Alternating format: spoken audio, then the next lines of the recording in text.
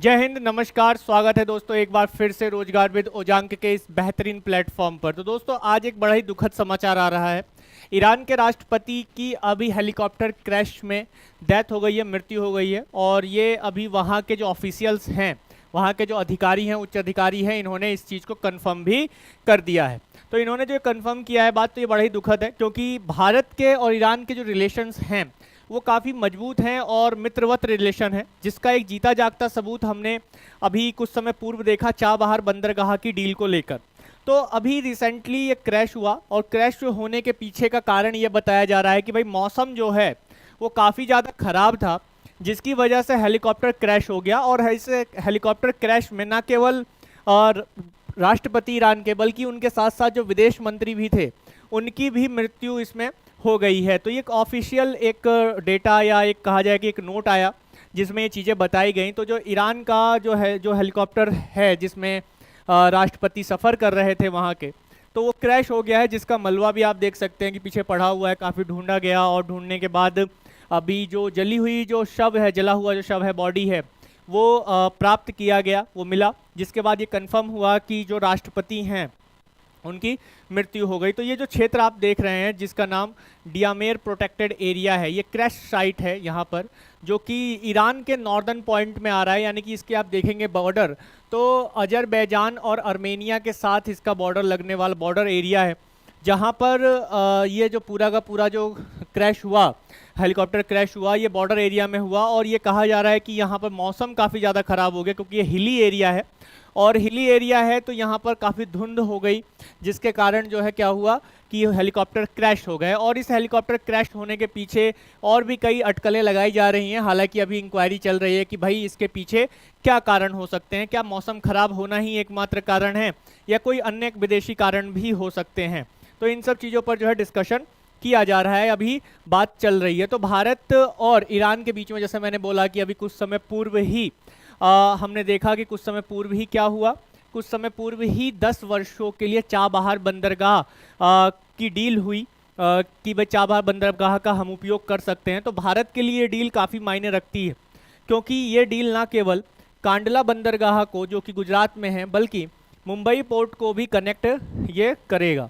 जिससे क्या होगा कि हमारी जो पहुँच है ईरान के माध्यम से का अफगानिस्तान तक हो पाएगी, जो कि हमारे से कटा हुआ है। चूंकि हम देखते हैं कि हालांकि अफगानिस्तान का बॉर्डर हमसे लगता है, लेकिन हम सभी लोग जानते हैं कि इतना जो एरिया है जो अफगानिस्तान का बॉर्डर टच करता है वो पीओके के साथ टच करता है, पाक ऑक्युपाइड कश्मीर के साथ ये सीमा साझा करता है। तो हमारा अफगानिस्तान के साथ जो ट्रेड होता है उसके लिए हमारे पास कोई ऐसा लैंड रूट नहीं है, लैंड रूट नहीं है। और अगर लैंड रूट है भी तो पाकिस्तान से होता हुआ है, पाकिस्तान से होता हुआ है, लेकिन पाकिस्तान जो है इसे एक्सेप्ट नहीं करता है। हमने कई बार ऑफर भी किया पाकिस्तान को कि भाई हमें आप यहाँ से एक गलियारा हम लोग बनाते हैं, आप भी इस पे रूट की, आप भी इससे अफगानिस्तान के साथ व्यापार कीजिएगा, हम भी व्यापार करेंगे, और इस रूट को बनाने में जो भी खर्चा होगा उसमें हम भी अपना योगदान देंगे। लेकिन पाकिस्तान जो है अपने चाचा की बात मानता है। चाचा कौन इसका? चाइना।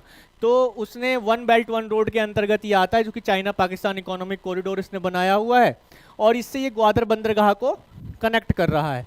तो ग्वादर बंदरगाह को जब ये कनेक्ट कर रहा है तो कहीं ना कहीं आप देखेंगे कि यहाँ चाइना जो है इस चीज़ को विड्रॉ करने के लिए पाकिस्तान को बोल चुका है। तो इसलिए इसने कभी भी इंडिया को ये रास्ता नहीं दिया। तो देखिए कितना शॉर्टेज पड़ जाता, लेकिन हमने भी अपना एक नया रास्ता निकाला।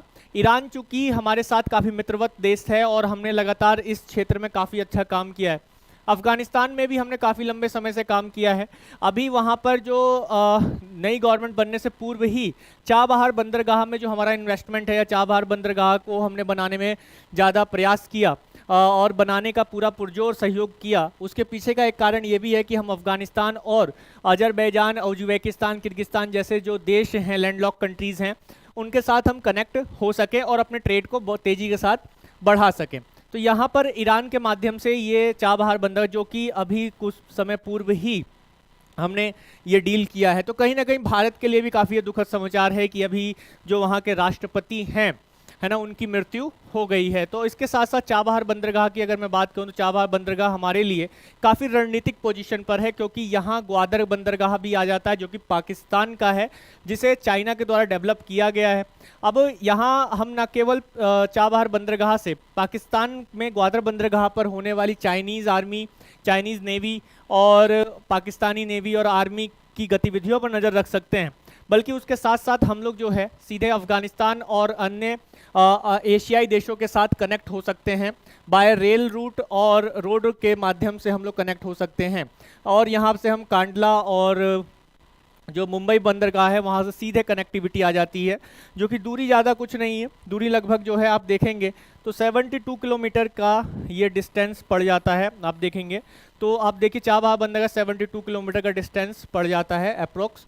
तो ज़्यादा दूरी नहीं है, हम यहाँ से अपने व्यापार को काफ़ी अच्छे से बढ़ा सकते हैं।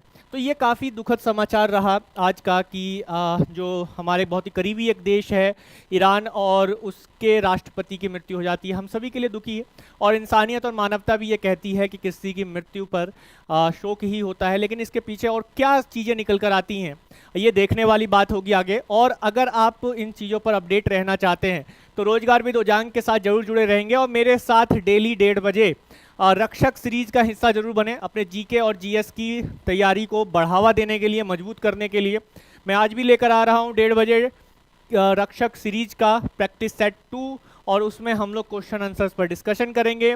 तो जितने भी आप सभी मेरे मित्र साथी हैं, मेरे साथी हैं, वे सभी लोग जुड़ जाएंगे 1:30 बजे मेरे साथ लाइव सेशन में और शेयर कर देंगे अपने दोस्तों को ज़्यादा से ज़्यादा, अधिक से अधिक, ताकि वे भी जुड़ सकें। और जिन्होंने अभी तक सब्सक्राइब नहीं किया है रोजगार विद ओजांग, वे सभी लोग सब्सक्राइब कर देंगे, बेल आइकन को प्रेस कर देंगे और शेयर कर देंगे अपने दोस्तों में।